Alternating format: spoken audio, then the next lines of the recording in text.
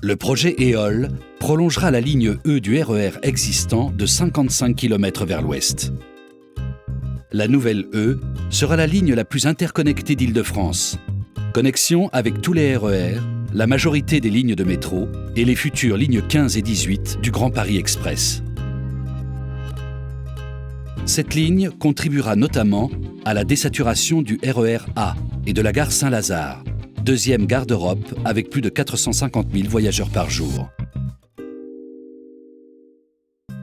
Véritable colonne vertébrale d'est en ouest, elle améliorera l'ensemble des transports en Île-de-France, grâce notamment à un nouveau système d'exploitation dans le tronçon Nanterre-Rosa Parks. En 1999, après 7 ans de travaux, le RER E a permis de relier l'Est francilien au centre de Paris, avec 2 nouvelles gares, Magenta et Haussmann-Saint-Lazare. En décembre 2015, avec la mise en service de Rosa Parks, une 3e gare est créée dans Paris. Elle sera le terminus de la future branche ouest de la ligne E du RER Mantes-la-Jolie-Rosa Parks. Aujourd'hui, le RER E a pour terminus la gare d'Haussmann-Saint-Lazare. Demain, une nouvelle voie de 8 km sera creusée en tunnel à 30 mètres de profondeur. Ce tunnel remontera le boulevard Haussmann et rejoindra l'Arc de Triomphe pour ensuite redescendre l'avenue de la Grande Armée et arriver à la Porte Maillot. La 4e gare parisienne de la ligne E du RER sera construite à plus de 30 mètres sous terre, sous le rond-point actuel de la Porte Maillot. Grâce à ses grands volumes, elle permettra de recevoir des flux importants de voyageurs.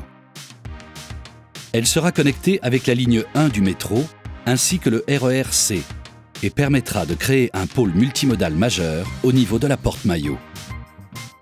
La gare bénéficiera d'une verrière et sera éclairée par la lumière naturelle.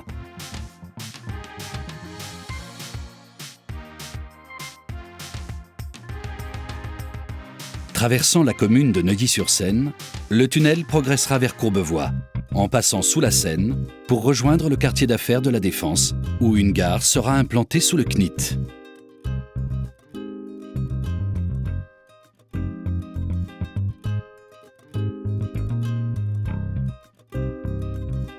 Conçue comme une gare cathédrale, les voyageurs bénéficieront de grands espaces et d'une accessibilité facilitée aux quais et aux différentes sorties grâce aux nombreux escalators et ascenseurs. Elle facilitera des correspondances avec le RER A, la ligne 1 du métro, la ligne Transilien et le tramway T2, puis avec la future ligne 15 du Grand Paris. Le tunnel émergera à Nanterre avec la création d'une dernière gare pour cette nouvelle ligne E. Cette gare sera aussi le terminus de la branche Est. Elle s'inscrit dans un grand projet de réaménagement du quartier des Groux à Nanterre et permettra une connexion aux lignes 15 et 18 du Grand Paris Express.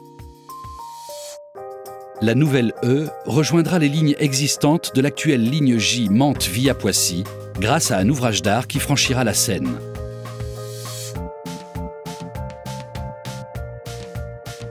« 47 km de voies seront alors modernisées progressivement jusqu'à Mantes-la-Jolie. Les différentes gares de la ligne seront modernisées, accessibles aux personnes à mobilité réduite et offriront plus de services aux voyageurs. La ligne E remplacera définitivement la ligne J Mantes via Poissy.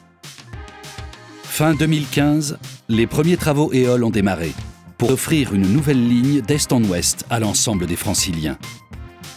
Cette ligne E sera alors la ligne de RER la plus innovante, de par son système d'exploitation en recouvrement, et Nexteo, système d'automatisation permettant de faire rouler plus de trains et plus vite entre Nanterre et Rosa Parks.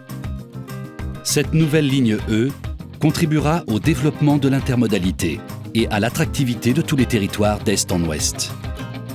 Les voyageurs franciliens bénéficieront d'une ligne de nouvelle génération qui transportera dès sa mise en service 620 000 voyageurs par jour.